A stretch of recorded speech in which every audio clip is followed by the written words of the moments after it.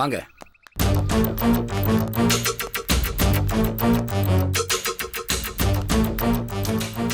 என்ன வேணும் உனக்கு? எதுக்கு இப்படி ஒராசிட்டு வர? ஒண்ணு முன்னாடி போ, இல்ல பின்னாடி வா. இல்லக்கா, நம்ம 2 பேரும் இப்படி சேர்ந்து போனா நல்லா இருக்கும்னு நினைச்சுதான். இருக்கிற எரிச்சல்ல இது வேற. போடி முன்னாடி. இல்லக்கா, ஓ, நீங்க சொன்னா கரெக்டா தான் இருக்கும். வாங்க வாங்கக்கா.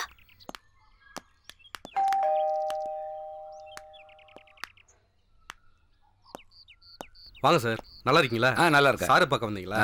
உள்ள வந்து உட்காருங்க சார். வாங்க மேடம். வாங்க. போ. இல்லக்கா, நீங்க போங்க.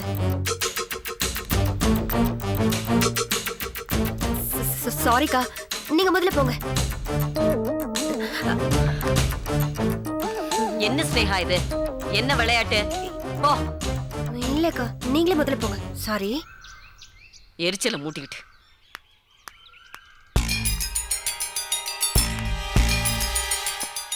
உள்ள வாங்க சார். வாங்கம்மா. உட்காருங்க. உட்காருங்க மேடம். உட்காருங்க. இருங்க, சார் வந்துருவாரு. ஓகேப்பா. ஸ்னேகா மேடம், நம்ம பார்க்க வந்திருக்கிறது பப்ளிக் ப்ராசிக்யூட்டர். கொஞ்சம் மரியாதையா நடந்துக்கங்க. என்கிட்ட பேசுற மாதிரிலாம் அவர்கிட்ட பேசக்கூடாது. அவன் என் காலேஜ் மேட் தான், ஜூனியர் தான். இருந்தாலும் பப்ளிக் ப்ராசிக்யூட்டர், அதை கொஞ்சம் மனசுல வச்சுக்கோங்க. ஓகே அக்கா, கேட்டுக்கிட்டீங்களா? பப்ளிக் ப்ராசிக்யூட்டர் கிட்ட நம்ம ரொம்ப மரியாதையா நடந்துக்கணுமா? தயவு செஞ்சு இதை மனசுல வச்சுக்கோங்க. ஐயா, நீங்க என்ன பண்ணுவீங்களோ எனக்கு தெரியாது. எப்படியாவது நீங்க தான் என் வீட்டுக்காரருக்காக பேசி ஜாமீன் வாங்கி கொடுத்துடணும். ஆமா வக்கீல் சார், தயவு செஞ்சு என் பொண்ணோட பாதி நம்ம பொண்ணு தானேக்கா.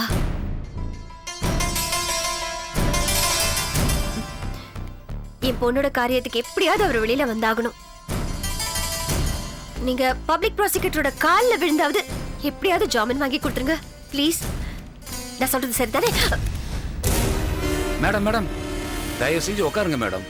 உங்க கண்ணீரை காமிச்சு தான் பப்ளிக் ப்ராசிக்யூட்டர்கிட்ட பேசணும்னு வந்திருக்கேன். அதுக்காக தான் உங்களையும் கூட்டிட்டு வந்திருக்கேன். நீங்க திடீர்னு கிளம்பி போயிட்டா எல்லாமே கெட்டு போயிடும் மேடம். ப்ளீஸ் ப்ளீஸ் உட்காருங்க மேடம். அக்கா உட்காருங்கக்கா. ஏங்க, நான் வீட்லயே சொன்னேன்ல, இவ வந்தா நான் வரமாட்டேன்னு. ஏங்க என்ன வற்புறுத்தி கூட்டு வந்தீங்க?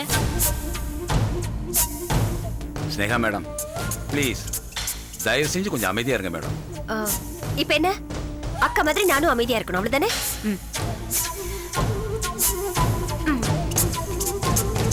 மேடம் நீங்க உட்காருங்க மேடம் ப்ளீஸ். என் வீட்டுக்காரருக்காக இவளெல்லாம் நான் பொறுத்துக்கிறேன்.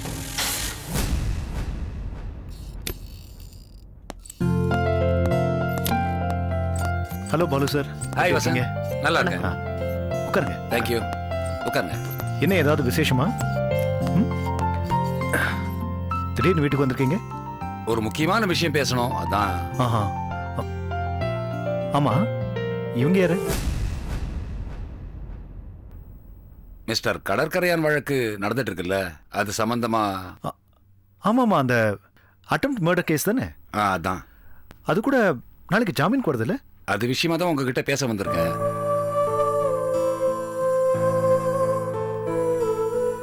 இவங்க கடற்கரையானோட ஒய்ஃபு முத்தழகி. அம்மா, சார் கிட்ட பேசுங்கம்மா. சொல்லுங்க. ஐயா, அவர் ஜெயிலுக்கு போனதுனால என் பொண்ணு அவமானம் தாங்க முடியாம தற்கொலை பண்ணிக்கிட்டா. என் பொண்ணு சாவு கூட என் வீட்டுக்காரர் வரலங்க. நாளைக்கு என் பொண்ணுக்கு 16வது நாள் காரியம் பண்ண போறோம். அதுல அவர் கண்டிப்பா கலந்துக்கணுங்க. அவரு காரியம் பண்ணாதான் என் பொண்ணுடைய ஆத்மா சாந்தி அடையும். நீங்க தான் ஐயா பெரிய மனசு பண்ணி அவருடைய ஜாமீன் மனுக்கு தடை சொல்லாம அவரை அனுப்பி கொடுக்கணும். அம்மா, நீங்க அழாதீங்க. உங்களுக்கு என்னாலான உதவியை கண்டிப்பா பண்றேன். தைரியமா இருங்க. எக்ஸ்கியூஸ் மீ, நீங்க என்ன பத்தி எதுவுமே கேட்கல. இல்ல, நானும் இவங்கள மாதிரி அமைதியா தான் உட்கார்ந்துட்டு இருக்கேன். நீங்க என்ன பத்தி எதுவுமே கேட்கலையேன்னு தான். நீங்க யாரு? நான் கடற்கரையானோட இவங்கள மாதிரி நானும் அவருக்கு பொண்டாட்டி தான்.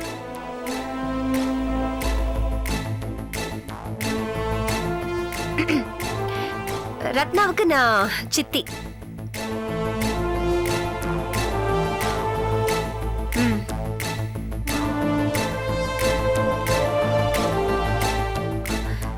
சார் ப்ளீஸ் சார், எங்க பொண்ணோட காரியத்துக்கு அவர் எப்படியாவது இருந்தாகணும் சார்.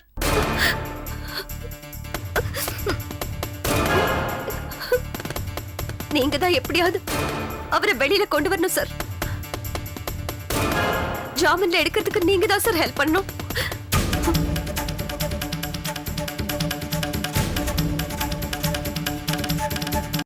நீங்க தப்பா நினைச்சுக்கலனா உங்களுக்கு ஒரு 10,000 ரூபாய் லஞ்சமா வேணும்.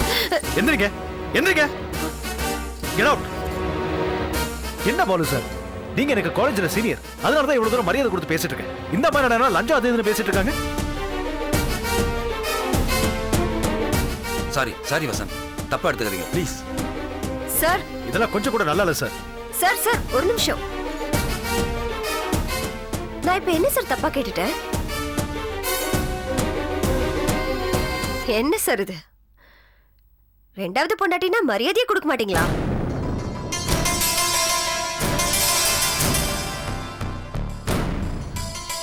அவங்க பேசுறது கேக்குறீங்க, நான் பேசுறது கேட்க மாட்டீங்களா? என்ன சார் இது? நானும் அவங்கள மாதிரி பேசாம இருக்கீங்களா? பாலு சார், ஒரு காலேஜ் மேட்டுக்கு என்ன பண்ணணுமோ அதை நான் பண்றேன். இவங்களை கூட்டு போங்க. Okay, thank you sir. ஓகே, நாங்க கிளம்புறோம். நான் வரேங்க.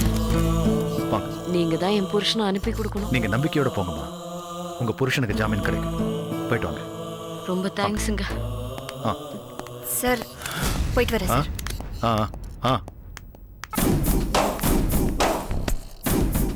ஹலோ, என்ன?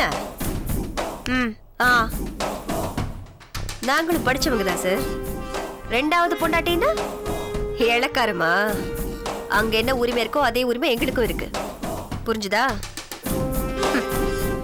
மரியாதையை ஒரே மாதிரி மெயின்டைன் பண்ணுங்க சார். அப்பதான் உங்களுக்கு கிடைக்க வேண்டிய மரியாதை கிடைக்கும்.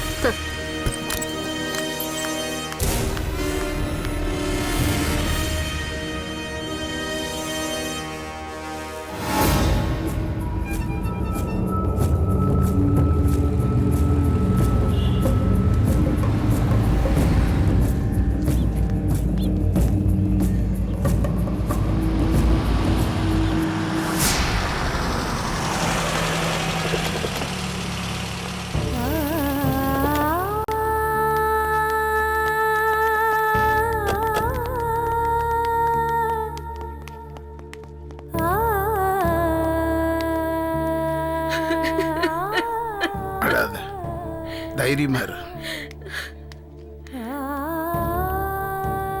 எனக்கு எதெல்லாம் நடக்கூடாதுன்னு நினைச்சியோ அது எல்லாமே நடந்துருச்சு. அப்புறம் எதுக்கு அழுவுற? அதுக்கு இல்லைங்க, உங்களை இந்த நிலைமையில பாக்குறதுக்கு மனசுக்கு ரொம்ப கஷ்டமா இருக்கு. இன்னைக்கு தெரியும், ரத்னாவுடைய 16வது நாள். என்னங்க ப்ளீஸ் அழாதீங்க. நாங்க எல்லா ஏற்பாடும் பண்ணிட்டோம். கவர்மெண்ட் வக்கீலே நம்ம பக்கம் தான் இருக்காங்க. நீங்க கண்டிப்பா ஜாமீன்ல வெளியில வந்து நம்ம பொண்ணு காரியத்தை நீங்க தாங்க பண்ணுவீங்க. என் ஆசை பொண்ணே என்னை விட்டு போயிட்டா. அப்புறம் காரியம் பண்ணா என்ன, பண்ணலன்னா என்ன? ஏன்னா இப்படி எல்லாம் பேசுறீங்க? நீங்க வந்து தர்ப்பணம் பண்ணாதான் ரத்னாவோட ஆத்மா சாந்தி அடையும். கண்டிப்பா உங்களுக்கு ஜாமீன் கிடைக்கும் நம்புங்கண்ணே. ஜாமீன் கிடைக்கட்டும். என் பொண்ணுக்கு இந்த ஒரு கடமையாவது செய்கிறேன். சார், கோர்ட்டுக்கு டைம் ஆச்சு, வாங்க போலாம்.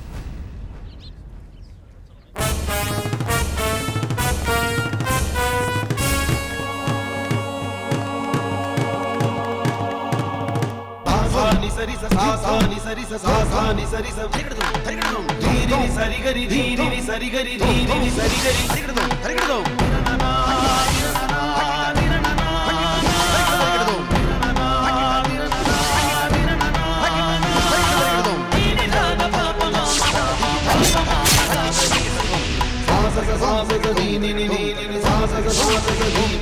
திரு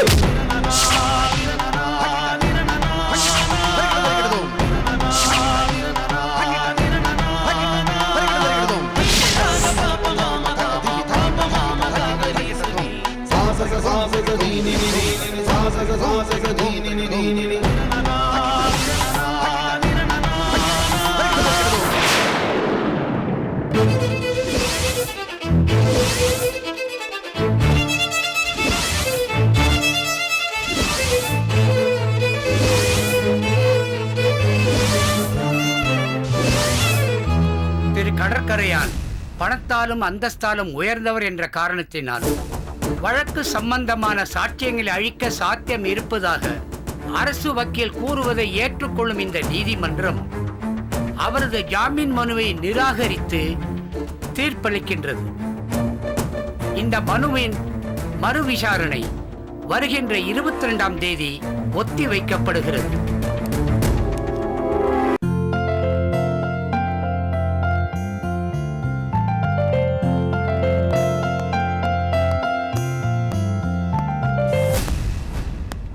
ஹே பப்ளிக் ப்ராசிக்யூட்டர், பின்னிட்ட தேங்க்யூ.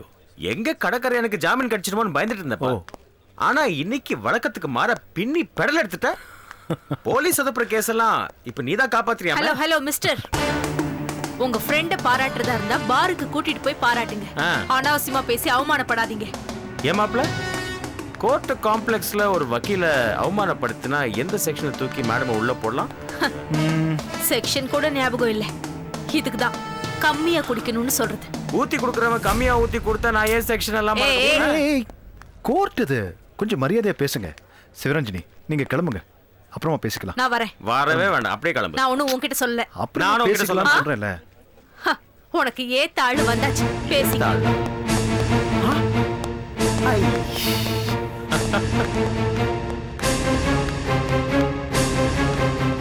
என்ன வசந்த் இப்படி பண்ணிட்ட?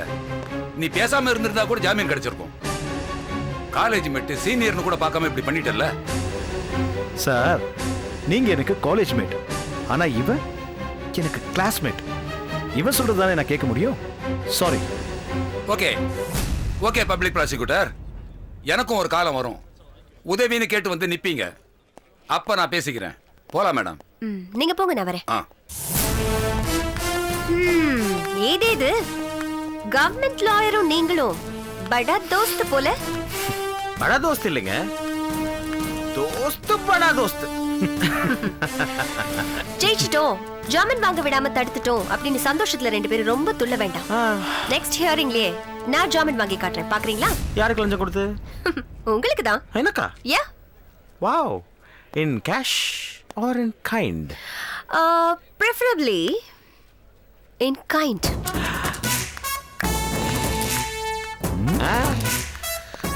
யாரோட மாப்பிள்ளை இது?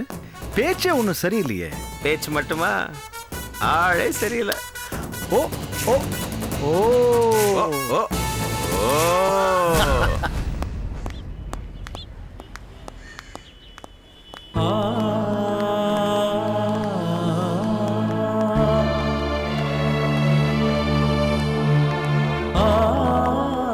செல்லம்மா, நீங்க கிளம்புங்க, எனக்கு கொஞ்சம் வேலை இருக்கு. என்ன என்ன யோசிக்கிறீங்க? உங்க அண்ணனுக்கு ஜாமீன் கிடைக்கலையா? இதை நான் எதிர்பார்த்தது தான். உங்க அண்ணனுக்கு ஜாமீன் கிடைச்சிருந்தா வடமலையை யார் குத்தினாங்கிறத கண்டுபிடிக்கவே முடியாது. அரசாங்கம் வக்கீலே அண்ணனுக்கு ஜாமீன் கொடுக்க கூடாதுன்னு வாதாடும் போது என் அண்ணே நான் ஏதோ பெரிய துரோகம் பண்ண மாதிரி என்னையே பார்த்து முறைச்சிட்டு இருந்தாங்க. மற்றவங்களோட பேச்சை பத்தியோ பார்வை பத்தி நீங்க கவலைப்படக்கூடாது.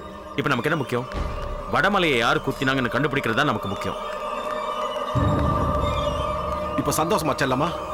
அடுத்தவங்க பேச்சை கேட்டு எந்த தப்பு செய்யாத அண்ணனை குற்றவாளி ஆக்கிட்டியே, இது நல்லா இருக்கா உனக்கு?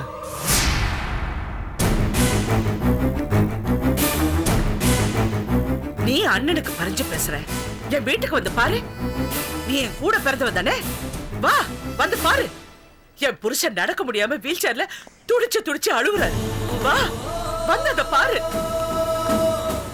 எல்லாரும் அண்ணனுக்கு பறிஞ்சு பேசுறீங்களே தவிர யாராவது என் நிலைமையை கொஞ்சம் யோசனை பண்ணி பாத்தீங்களா? இது பாரு செல்லம்மா, உன் மேல நான் பரிதாபப்பட்டிருப்பேன். இவரை நீ ஜெயிலுக்கு அனுப்பாம இருந்திருந்தீனா, என் புருஷனை நீ ஜெயிலுக்கு அனுப்புனதுக்கு அப்புறம் நான் எப்படி உன் மேல பரிதாபப்பட முடியும்? உனக்கு உன் புருஷன் முக்கியம்னா எனக்கு என் புருஷன் முக்கியம். அக்கா வேடுங்கக்கா, அவங்க கிட்ட போய் புருஷன் எல்லாம் பத்தி பேசிக்கிட்டு. அவங்க புருஷனை சமையல்காரனெல்லாம் வச்சிருக்காங்க. ஏய் பேசாத. இன்னொருத்தி புருஷனை உன் வீட்டுல வச்சு பூட்டி வச்சிருக்க பாரு. நீ எல்லாம் என்கிட்ட பேசுறதுக்கு அருகதை கிடையாது. இங்க பாரு செல்லமா. ஏய் அடிச்சு பல்ல உடைச்சு. செல்லமா, ஏன் அனாவசியமா வார்த்தையை விட்டுறீங்க? ஸ்னேகா, இது கோர்ட் வாசல். இங்க அனாவசியமா நின்று தகராறு பண்ண வேண்டாம். அதையும் மீறி நீங்க தகராறு பண்ணீங்கன்னா பப்ளிக் ப்ராசிக்யூட்டருக்கு நீங்க லஞ்சம் கொடுத்து வாங்க பார்த்ததா நான் உங்க மேல கேஸை போட்டு உங்களை உள்ள தூக்கி போட்டுருவேன். முதல்ல நீங்க ரொம்ப பேசாதீங்க சார். என் கூட ஒரு ஸ்டில் எடுத்துக்கலாமா அப்படின்னு கெஞ்சினவர் தானே நீங்க? ஆமா ஆமா ஆமா, நல்லா எடுத்தோம்ல, தோல் மேல கையை போட்டுட்டு. அது சார் தெரியுமா? விடுங்க அவினாஷ், இது சாக்கடை. இது மேல கல்லு விட்டு எரிஞ்சுக்கினா நமக்கு தான் ஆசை. ஆனா எனக்கு ஒரே ஒரு விஷயம் தான் ஆச்சரியமா இருக்கு அண்ணி.